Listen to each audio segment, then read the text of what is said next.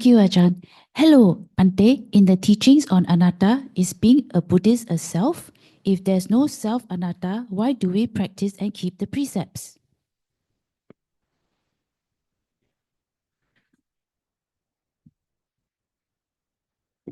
Again.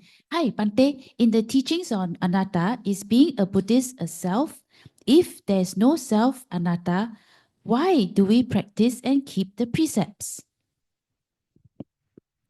Is being Buddhist, is being a Buddhist a self? I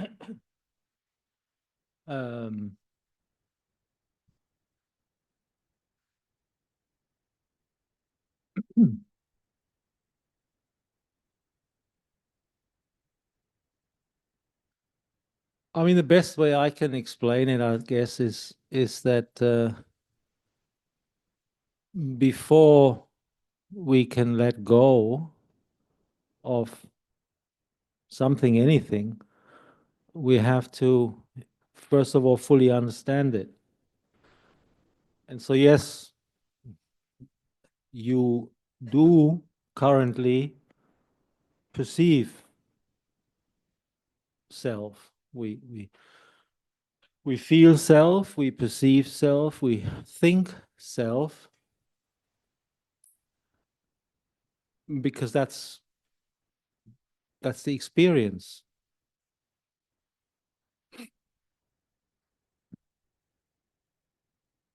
So we need to, first of all, keep the precepts for that very reason, because if we keep the precepts, for instance, then that means that we're creating a better self, first of all.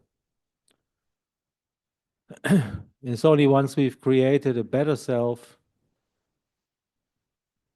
that we, in the end, can let it go, realize that what we thought to be a self, what we perceived to be a self, what we felt to be a self, is actually not, because it's just nature. It's just, like I keep saying, conditions, formations, it's things that have arisen because of causes. But through our not understanding them, we take them up. Like I said this morning, the burden, we take up the burden. We take on the burden of self. So keeping the precepts, the reason we keep them is so that we can make that perceived self, that conventional self, if you like, first of all, better. And once we've made it better, then we have a greater hope of understanding it. It's just the way it seems to work.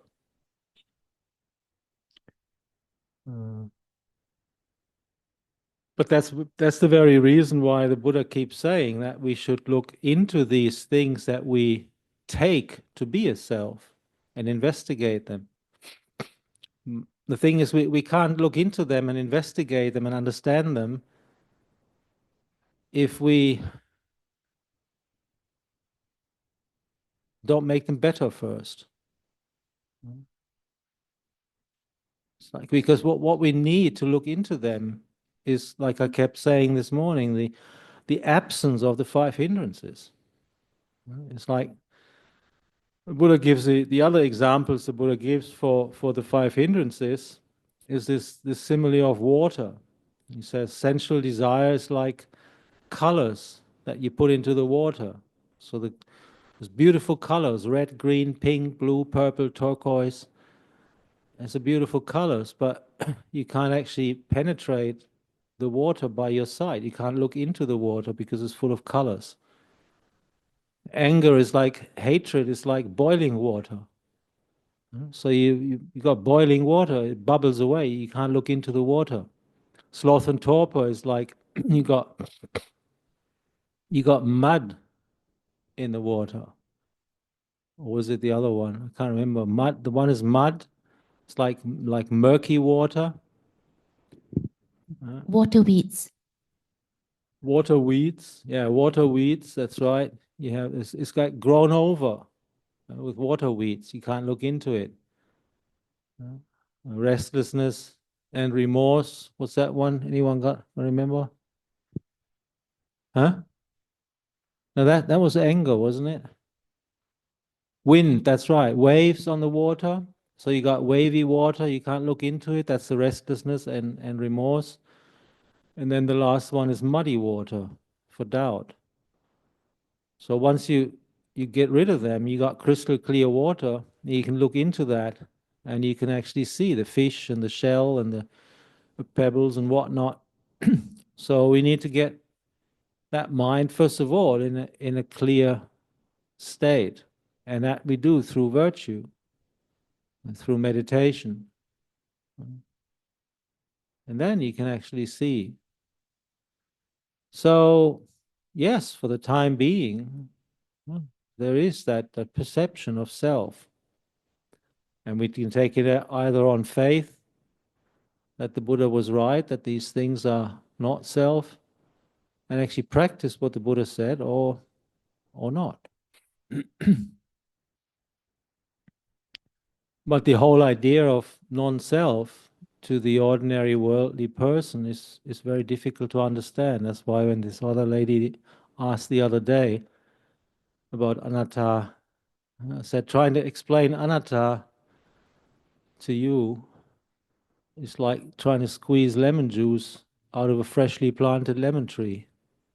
You can't do that. You need to let that tree grow first and get some lemons before you can make lemonade.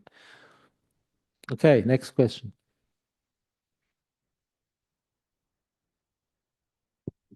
Thank you, Ajahn. Help, Ajahn. I have used Buddha chant as my mantra for meditation, but I don't see any progress in my meditation. Also, how do I improve my metta practice as I don't feel any metta?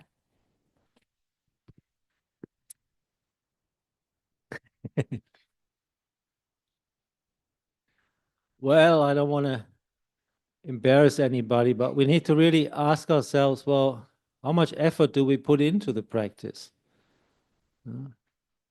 And how many lifetimes have we not been putting in the work?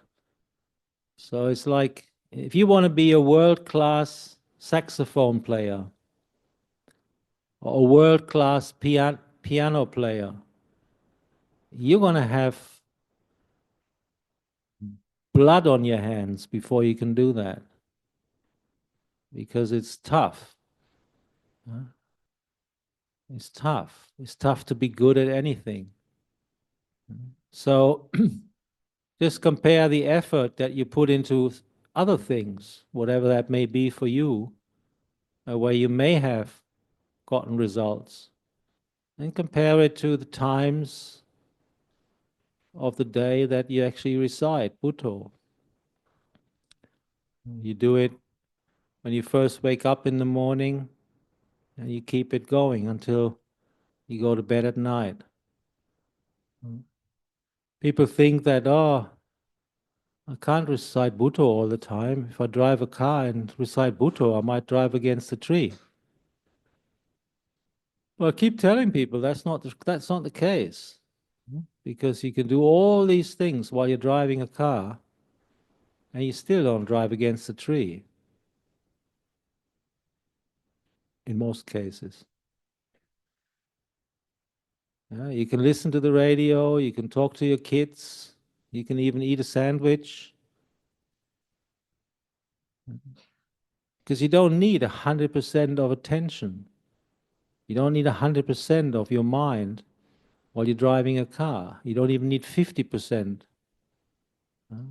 It's good to try and have a lot of attention when you drive a car.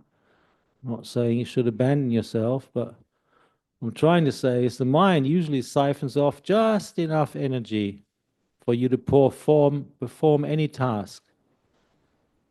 And the rest of the mind just goes playing around somewhere else.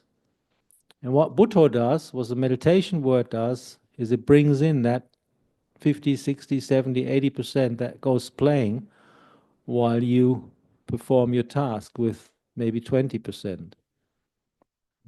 So you find you actually drive your car more mindfully if you do recite Buddha. So it's like, I keep saying, if you really want to get results, you need to maintain an object of awareness that keeps you in the present moment all the time. So meditation doesn't start on your cushion and it doesn't end on your cushion. It's basically what you do all the time. It's like you're not meditating in your life. You make your life a meditation. As you try to maintain that present moment awareness of what's going on all the time. So, how many hours a day do you actually sit down and meditate and recite Buddha? So don't be discouraged, because it's going to take time. And loving kindness also, that doesn't come as an act of will. In fact, the more we understand the Dhamma, the more loving kindness we will have, because the more we understand suffering, the more we actually understand those beings around us, those human beings that we live with. We understand ourselves, we understand others. And if we understand our own suffering and even manage to do something about it, then there's also the compassion and loving kindness that we develop for others. So anybody who's, got some deep insight into the Dhamma will find that qualities like loving kindness and compassion, they become like a part of you. But of course, you can also use it as a way of starting. But if you find it difficult, you try other things. But it's like, for me, it's like I try and maintain that general sense of goodwill all the time. I was telling some people here on this trip, I can't remember where, I've got this silly thing that I developed in Muttodaya. We have we're pretty much under where the airplanes fly, so there's a lot of planes. Luckily, they're high enough, we don't hear them so much. But when I was in Taodam, in the jungle in Thailand, it's in Kanchanaburi, which is that the planes are already lower because they're landing in Bangkok. You don't see them because you're in the jungle, but you hear them. And so what I've sort of, whenever I see a condensation strip in the air where there's a plane flying, I think to myself, happy holidays. I don't know whether they're going on holiday or coming from a holiday or going on a business trip, but it's just a thing that I kind of, just this feeling of, yeah, I wish you well, So it's like wherever you go, you can develop that sense of well-wishing, meaning well, goodwill. So it's again, it's something you need to develop. It's like a skill. The mind is trainable, and it can be trained to do anything, but you have to train. So don't be discouraged. Keep on going. You get there. Thank you, Ajahn. You've always had goodwill towards all of us, even during NG's time, Ajahn. Dear Ajahn, during meditation, I keep going back to negative thoughts and events that have already happened. How do I let go of these negative thoughts? I live with a family member who has angry outbursts towards me almost daily, so I find it hard to calm my mind down. Should I stop all contact with this family member? Well, the first blessing in the Mangala Sutta is asevana chapalanang, not associating with fools. So it's like nobody compels you to associate with fools. Nobody compels you to associate with people that you find will make you have to endure unwholesome mind states. Yeah? Of course, for someone who is more developed and skilled, then it wouldn't bother them, but obviously it does bother you. So yeah, maybe it is time you you practice what the Buddha said called avoidance. You avoid places that are bringing up unwholesome mind states.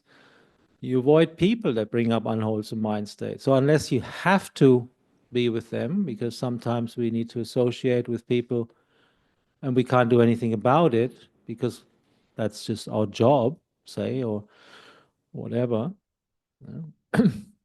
But again, like I said this morning, unwholesome mind states, negative thoughts, we need to develop wisdom into seeing them for what they are. They're just that. They can't actually harm you unless you take them up and you make them into something that they're not. They're just thoughts. They're just that. It's like Ajahn Chah used to say this. He said, if you walk along the street and there's this guy on the other side and he calls you bad names, swears after you and calls you whatever, and you get upset, you get angry. But when you realize the person is actually a madman, it's no longer so painful what he says. He can say anything. You don't really care. So you just treat your mind like a madman or a mad woman, a mad person. Whatever it says, just say, yes, dear. Yes, dear.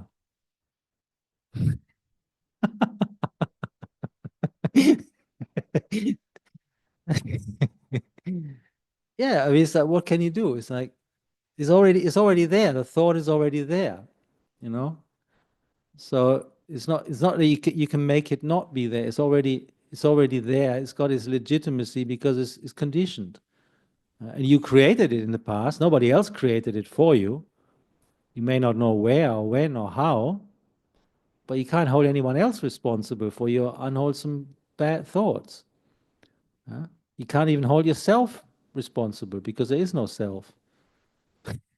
In other words, there's just thoughts, there's just feelings, there's just perceptions. You can know them, and by being able to know them, that should give you enough of a clue at least to know that they're not yours. And if you still don't believe that they're not yours, then try to stop them. Because if they were yours, you could stop them. You can tell them to stop. Anything that's within my sphere of control, I should have control over, but I don't. You don't because they're conditioned. They have arisen because of causes that were created in the past. So try to be aloof from those thoughts. Try to not believe them implicitly. And like I said, replace those bad thoughts with good thoughts. Create something beautiful in the mind. And then they can go.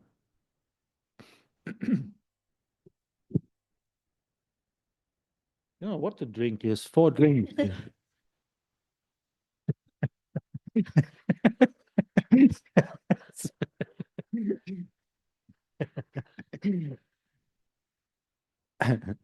Okay, next question. Thank you, Ajahn. Hello, Ajahn. During this morning's Dhamma talk, you mentioned about the light in the mind. Can Ajahn please say more about this? The lights in the mind. Okay. Did I? I can't remember. Well, don't be looking for lights. If you want to see lights, then go down to Chinatown or Gardens by the Bay at 9 o'clock or 8 o'clock when they have their light show. So don't be craving these lights. Don't be craving all that. Can't remember exactly what I said, but the thing is, the breath, I remember, I said the breath, you can perceive the breath as light throughout the body. Because I said one thing I said is that the breath is breath energy. And I mentioned in that context the word chi. So that breath energy, it has power, but the coarse mind, it cannot perceive that. It's for the mind that is not subtle enough. The breath is just what most people perceive of it. But once that breath, the physical breath, as it were, almost disappears because it's so subtle, your metabolism has gone down so much that there's hardly a heartbeat or a pulse. Yeah. And on that level, yeah, all these energies, these wholesome energies, they can be perceived in very, very weird and wonderful ways. Yeah? And for some people, not for all, it feels like the mind is brightening, it's getting lighter inside the mind. Yeah? Or they perceive the breath as this sort of energy of light that emanates throughout the body. It's not a necessity to have that. And certainly, if you're craving for it, it's not really productive. If it happens as a matter of course, then that's fine. Some people, they make a lot about this, the idea of what the Buddha called a nimitta, like a sign, the sign of the mind. It can be the sign that points in the direction where the mind is, but it can also be the sign of the mind. In other words, it reflects the state of the mind. So either way, it's the sign of the mind. It's a sign that you're going in the right direction. You need to find that sign. But that sign is not necessarily like a street sign or like something in neon lights or something like that. It could also be sign in the sense of rapture, or joy, or a sense of profound stillness, or a sense of profound calm. It could even be a sense of profound emptiness. But they're all like things that make you more aware or point you in the direction of what this quality of knowing is. It's once that knowing becomes more powerful, then there is something that points in that direction, or there's something that reflects that particular state of mind. It's like the nimitta is like a reflection of the mind, if you like. It reflects the quality of your mind. So if your mind is beautiful, then that nimitta is beautiful. If your mind is dark, say at death, for instance, what happens is that when you die, there's a nimitta that comes up. And that nimitta is the sign of where it's going. And if the consciousness at the end of this life is wholesome, is peaceful, then that sign that will come up is one that points in a good direction. Whereas if the mind is full of regret, or full of fear, or full of unwholesome negative things, then whatever sign comes up is one that drags you to a negative place.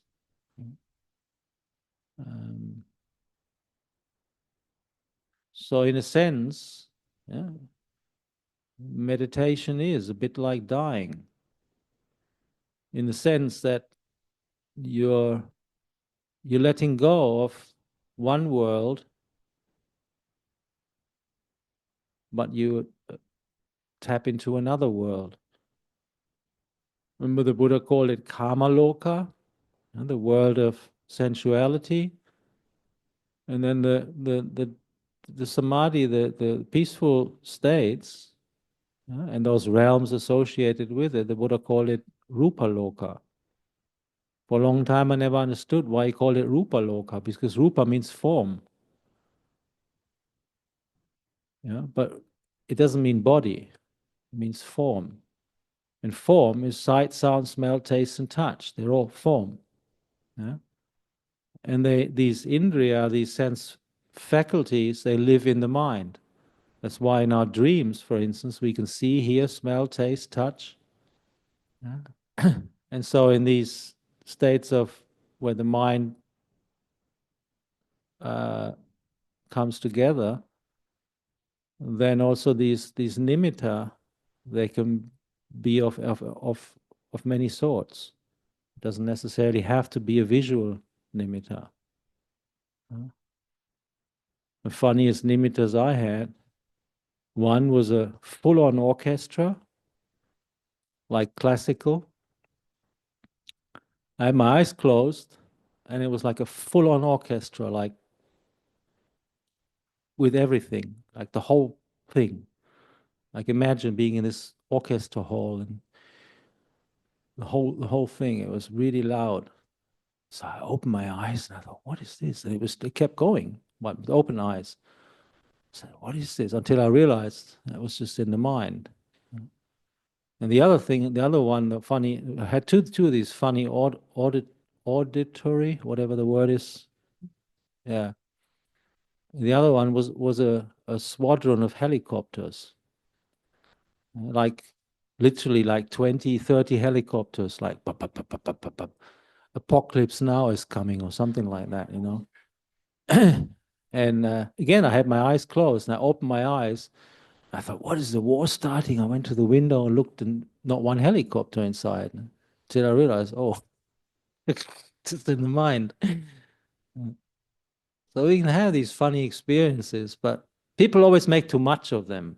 You know, it happens, and so what? It's gone. And people come to these retreats and they say, "Oh, Ajahn, I had this dream 10 years ago. Can you explain?" Oh, let it go already. It's gone. The helicopters are gone. The orchestra is gone. It's all gone. Yeah.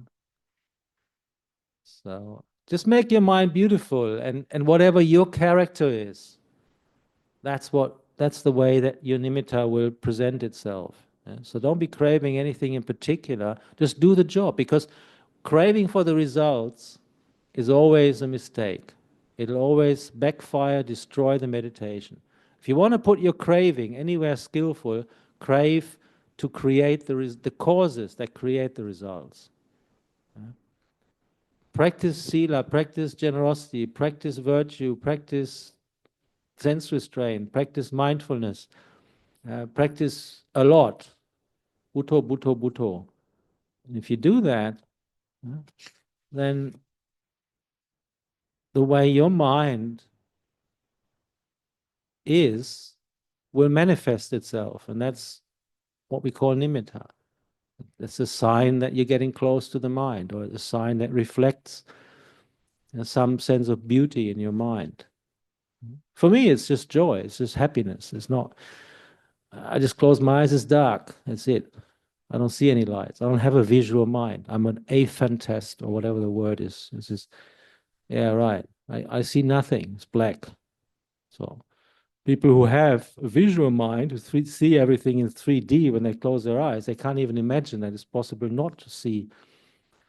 But for me, it's impossible to imagine that I can see. Like I close my eyes, I imagine my dad. I know how my dad looks, but I don't get an image. I don't get a vision. But I still know how he looks. It's supposed to be two different ways of the mind working. Whether it's true or not, I don't know. But that's what science is for you.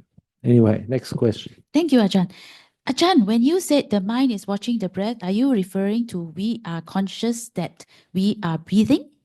I always wonder what constitutes the mind and what exactly it means by mindfulness. Read that first part again. When you said the mind is watching the breath, are you referring to that we are conscious that we are breathing? Well, if you leave the we out, you're getting closer, because the basic building block of the mind is just the ability to know. So it's not you, it's not we, it's just the mind knowing, or the consciousness being conscious, or the heart knowing, or the knowing knowing. And the breath is just breathing. You're not breathing. If you don't pay attention to the breath, it doesn't stop, I hope. You can try. So it's not so much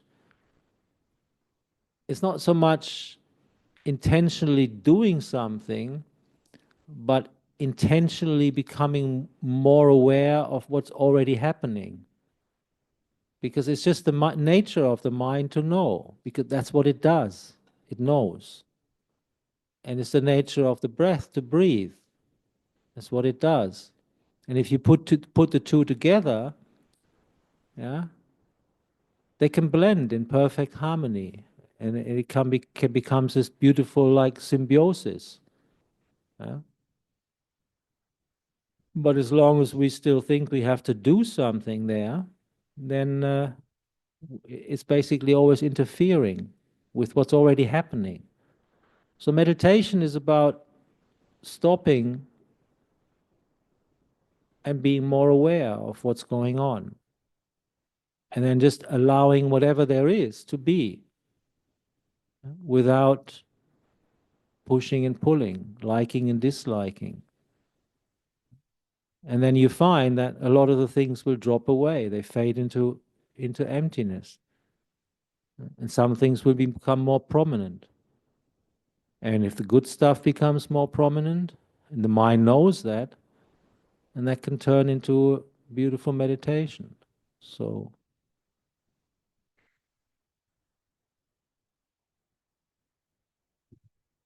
I don't know, is that enough? Yeah, that's great, Ajahn. Thank you. Next question. Cancer survivors, how do I cope with the fear of recurrence? Thank you very much.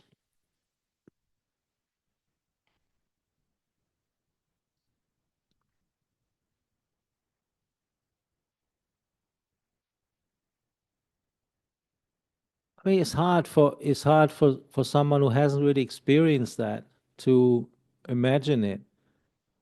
I mean, we all had things that we were or are afraid of, you know? And I found the things that made me worry or afraid, if I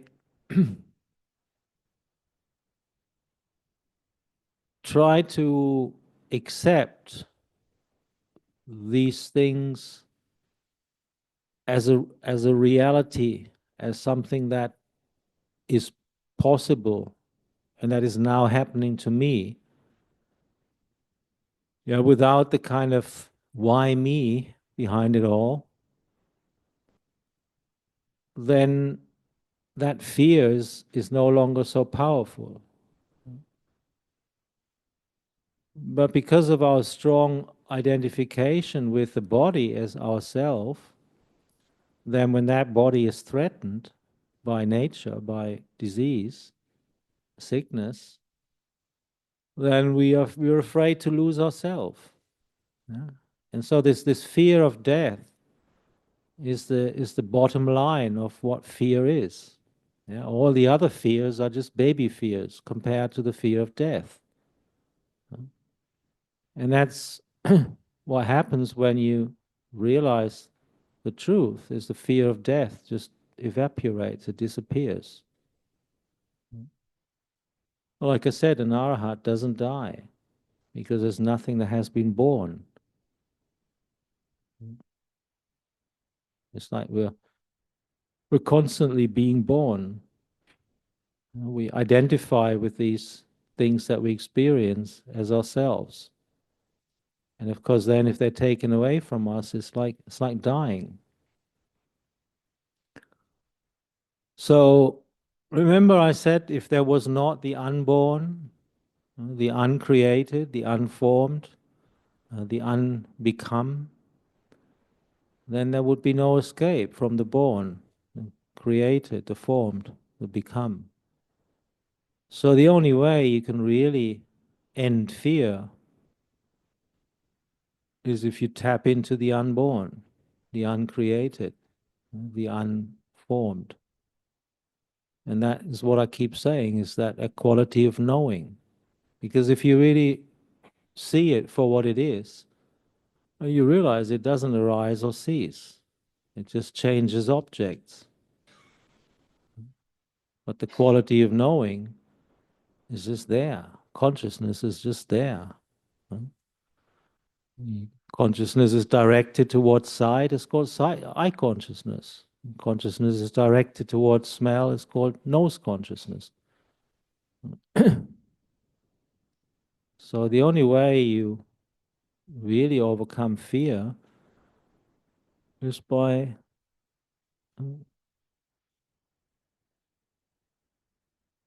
knowing the unborn, the uncreated, the unformed. Because all that is born, formed, created, become, as long as we identify with it, then it will always create a sense of fear when it's being threatened to be taken away from us. But on the level of, most people, at least the willingness to accept it. It's like with everything else. It's like the reason that things are a problem is because we want them to be otherwise. It's like this sick monk in Thailand once said to Ajahn Chah, I said, "Oh, I'm so sick. I'm so terribly sick. It shouldn't be like that." Luang Por Chah just said, "Well, if it shouldn't be like that, it wouldn't be like that." It was a harsh truth, but it was the truth, As conditions are such that you got cancer. And that's created through causes in the past. The problem is we don't know why. We think it's unfair. Imagine these poor people who believe in a creator God. And they get cancer. What kind of God is that? But at least for us, we realize that no one is responsible for our cancer except we ourselves.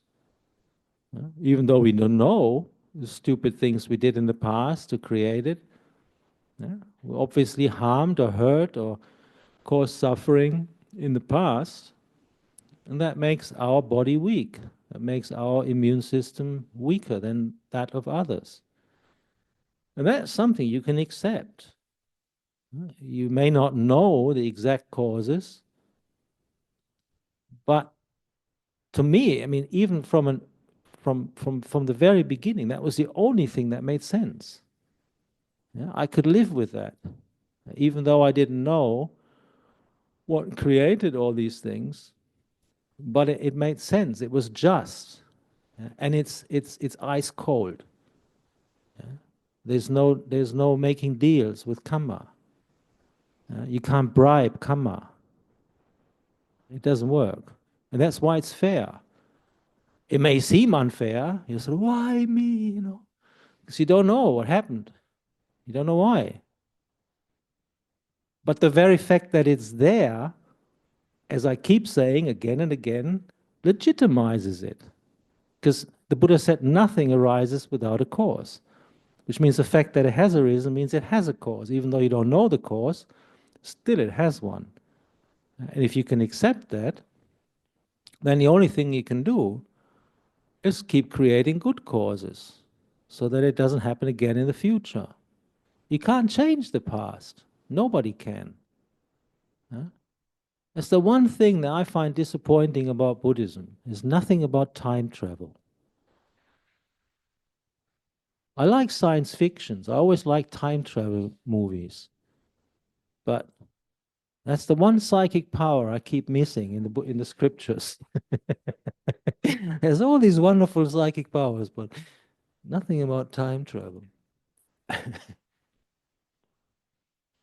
Thank you, Ajahn. Dear Ajahn, what is said to be a burden by the wise? Thank you. Well, Bharahave Panchakanda, what I recited this morning, the five khandas: form, feeling, perception, formations, consciousness, the whole lot. It's a burden. everything, the whole existence is a burden. Somebody once, who was it? Sariputta asked Sariputta, said, how can Nibbana be the highest happiness if there's no feeling in Nibbana? Because feeling is one of those five aggregates, right? And Sariputta just said, well, that's exactly why it's the highest happiness, because there is no more feeling. Because feeling is always, it always changes, doesn't it? It's like, now it's happy, now it's sad, now it's happy, now it's sad. So that whatever happiness you have, the more happy you are now is the more sad you are when that happiness goes. The more you suffer now, the more happy you are when that suffering goes. But it's just oscillating back and forth. Yeah? So that's why the Buddha said, to perceive happiness as suffering is the right thing to do. Yeah? But of course, that seems weird, doesn't it? I mean, but I mean, I've experienced it, that happy, when happiness is taken away from you, and that's suffering. But at the moment of happiness, to perceive that happiness as suffering, that's more difficult, isn't it? So, but we also have to be careful, because that the happiness that I've been talking about in meditation, and don't be too eager or too keen to perceive that as impermanent and suffering, because first of all, it's like a stepping stone, or like I said, it's the food for the journey. So you don't want to put down something that is still able to help you. So you need that joy, you need that happiness. Yeah? So don't go crushing it by trying to be gang and wise and see it as impermanent, because then it'll manifest itself as impermanent, and then you suffer again. So be wise as to what burdens you perceive as burdens. And some things they may or they will be a burden later on, but by that stage you know how to let go of that burden. But we need to let go of those coarser burdens first. So, so what is perceived as a burden by the wise, you are the person, and it's your degree of wisdom that should distinguish and find that out for yourself. So whatever you perceive as a burden, that's the burden for you. That's for your level of wisdom, that's the burden.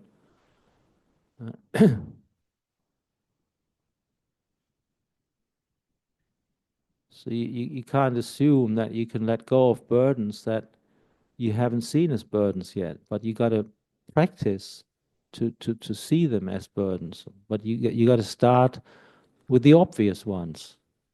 It's like it's always starting with the coarser ones. Is it a burden to, I don't know, not keep the five precepts, for instance? Is it a burden to indulge the senses overly much? Is it a burden to sleep too much? Is it a burden to think too much? So start where your suffering is. Start to see what burdens you actually hold on to, even though you should know better and see them as burdens. So you got to be the wise person.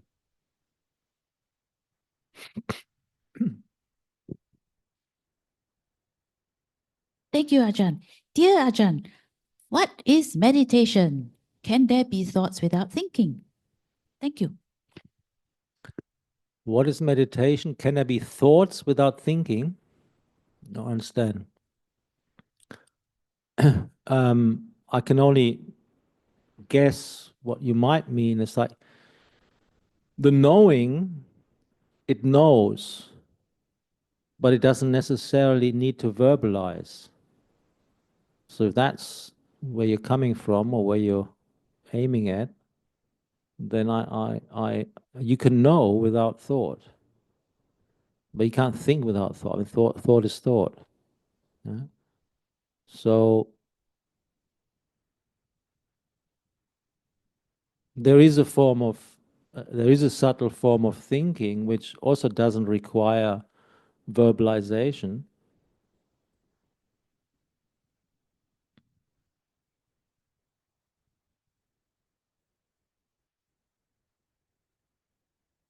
But no, I mean, that's what we're here for, is to find out what meditation is. I thought I did try my best, but apparently not.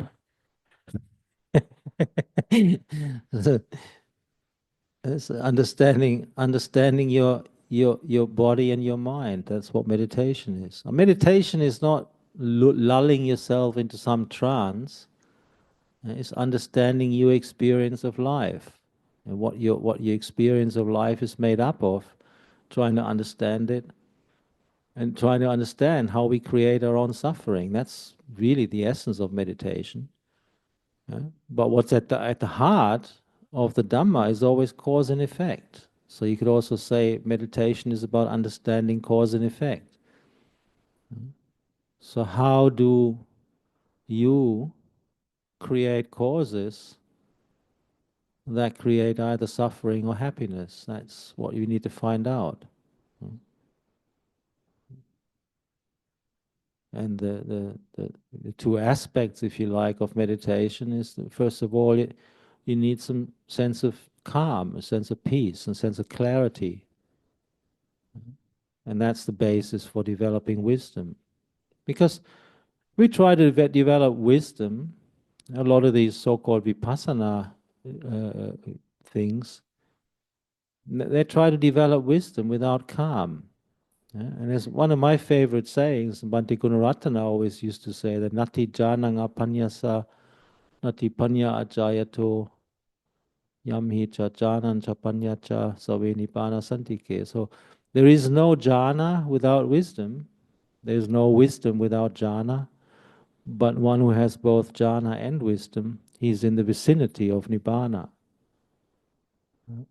So we need both. So that's also what meditation is those two aspects, and calm and wisdom. Or if you like to call it satipanya or sati sampajanya, mindfulness and clear comprehension, or mindfulness and wisdom. And so meditation is developing wholesome qualities and abandoning unwholesome qualities. One of the verses in the Dhammapada that captures the Buddha's teaching very nicely, it says to abandon the unwholesome, to develop the unwholesome, and to purify the mind. This is the essence of the Buddha's teaching. So abandoning the unwholesome, not doing anything unwholesome, creating what is wholesome, and based on that, to purify the mind, purify the heart, liberate the heart. And as I keep saying, the heart is knowing. The heart is that which knows. The mind is that which knows. So cultivate that knowing. That's also meditation. There's many ways you can, point to what meditation is.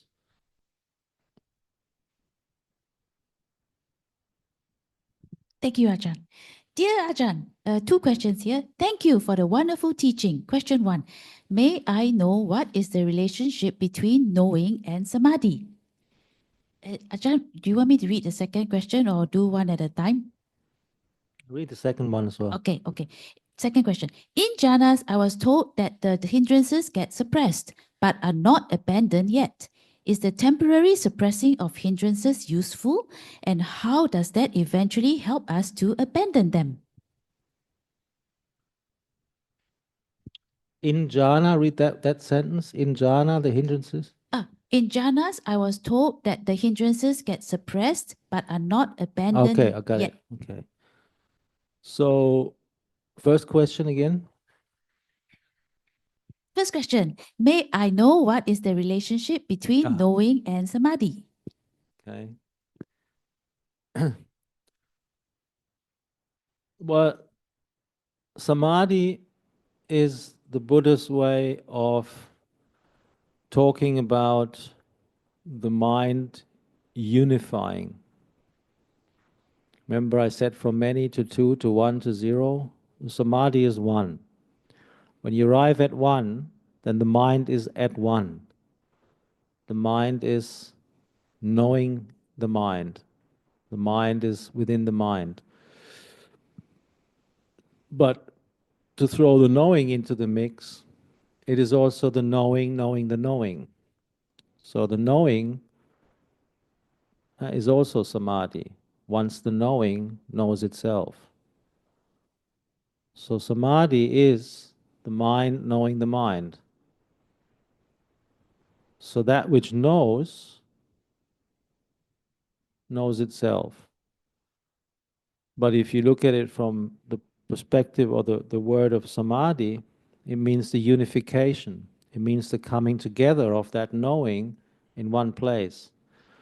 The knowing is no longer dispersed through various sense impressions, and it doesn't even no longer need an external object. It just has the internal object of itself, is the quality of unification, or whatever you want to call it. In Thai they say jit ruam, the mind comes together. In German there's a word which means Sammlung, which means technically collectedness. But collectedness in English, it has a different connotation that doesn't really taste so well, to me anyway. So, but the mind coming together, the mind unifying, unity, unification of the mind, that's what samadhi stands for. And remember, the Buddha, sometimes those of you who go on these retreats always talk about noble silence. Yeah? You know what the Buddha actually called noble silence? Second jhana.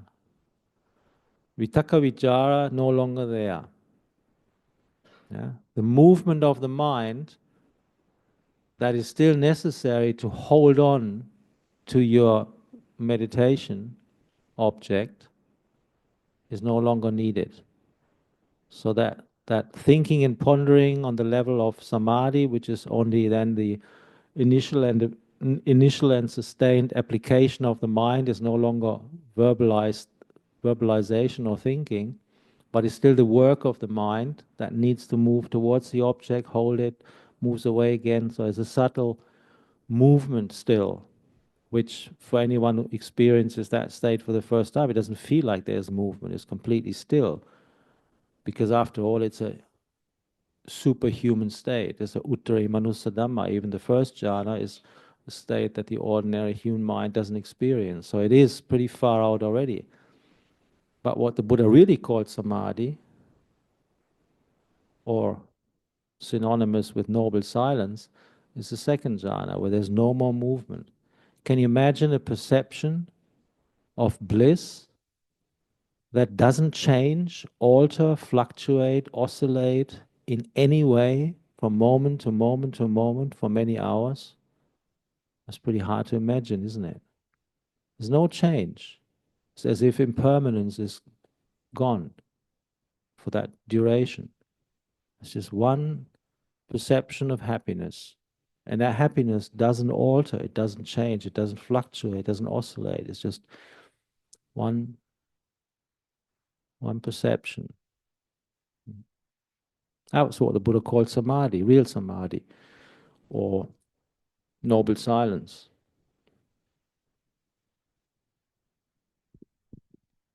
Ajahn, the second question is the temporary suppression of hindrances useful, and how does that eventually help us to abandon them?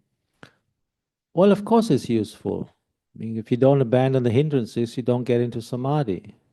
I mean, samadhi is another way of talking, the other way of saying samadhi is the abandonment of the hindrances.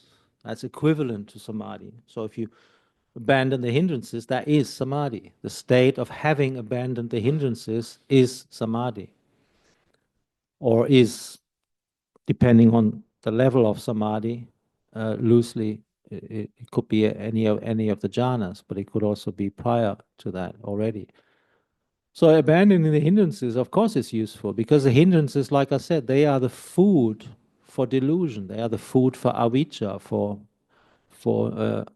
not knowing. So what fuels and feeds our delusion are these five hindrances. And so the temporary abandonment of those five hindrances in samadhi is the only way, and I make that point, is the only way that we can develop wisdom. Without abandoning the hindrances, there's not enough strength, stability, clarity of the mind to let go of that which is unwholesome. And the mind doesn't have the power. It doesn't even have the courage. Because like I keep saying, letting go is not done through willpower. You cannot make a decision to let something go. You let go because you realize it's a burden. And then the mind lets it go by itself. For those of you who haven't heard my standard simile, you got a red hot glowing coal, yeah, fresh from the fire. It's glowing all around, right? And somebody puts it in your hand, yeah. Are you going to sit there and contemplate? Oh, this is a red hot glowing coal. It's hot on the top, hot on the bottom, hot on the sides. I best put that red hot glowing coal down, otherwise I burn my fingers. No, somebody puts that in your hand, you go like that, right? So there you go, that's letting go. So for true letting go, it's the result of realizing that something is painful, something is a burden. And yes, to the second part of the second question, it is useful for also abandoning the hindrances altogether. Because if you can't even abandon them temporarily, then how are you going to abandon them altogether and fully?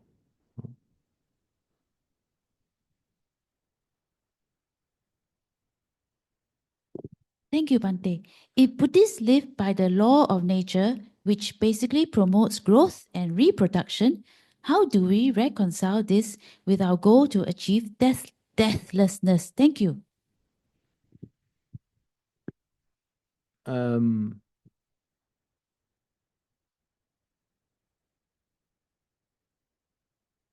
Well, I mean, nature in whatever way has always been harnessed by human beings. I mean, isn't that what we do? Quite often to our detriment, of course, because we think we're smarter than nature. But it needs to be shaped. It's like you want to make a table, or you want to make furniture. You need to cut the tree down, turn it into a piece of furniture. So I mean, nature is not necessarily. I mean, nature is not good or bad, but it is what it is. The question is that what we want? Or not? I mean, do we want to be born in order to die? Do we want to be young again in order to get old again?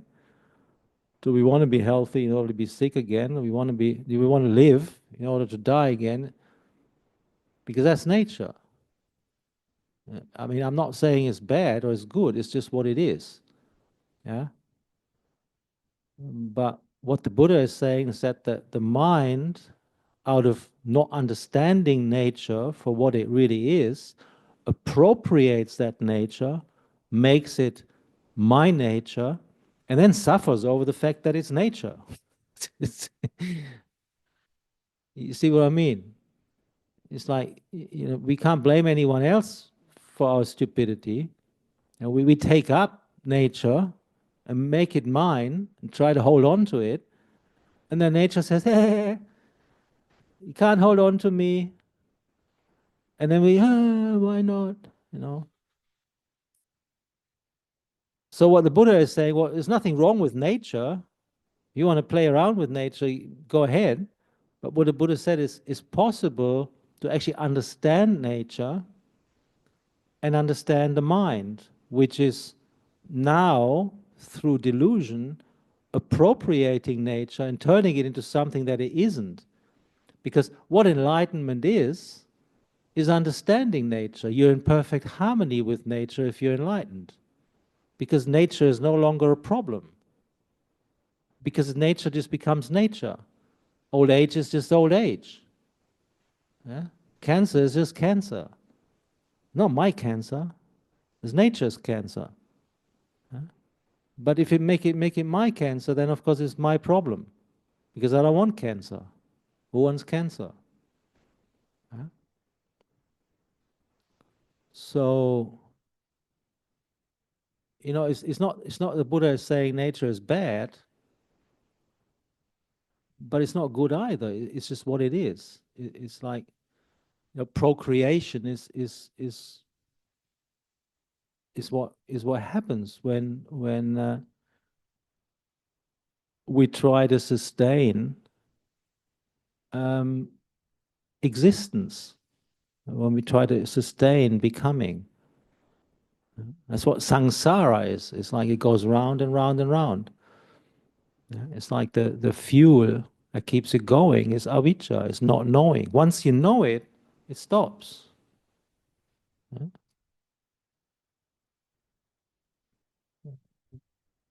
But that's nibbana. You prefer nature, then yeah, you keep going. Better luck next time. But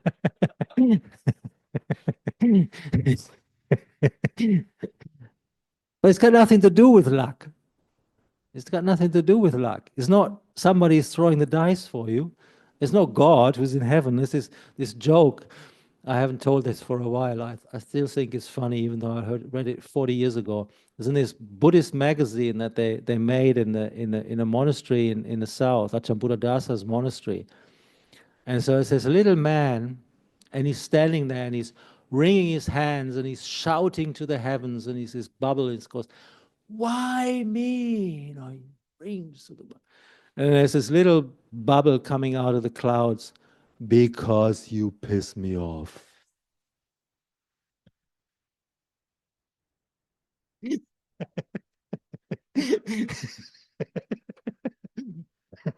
love it. I love it.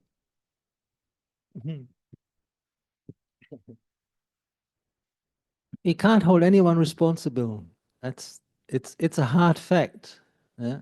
I mean, it's like, I used to, I was a teenager and I was rebellious, and I went through the punk era in the 70s and whatever, but it's just after a while you realize you keep blaming the outside for what you're experiencing on the inside, when in fact you can't blame anyone.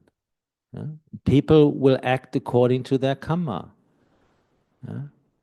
And it's like the beauty. I mean, maybe this is something that some of you can feel what I mean by that. It's like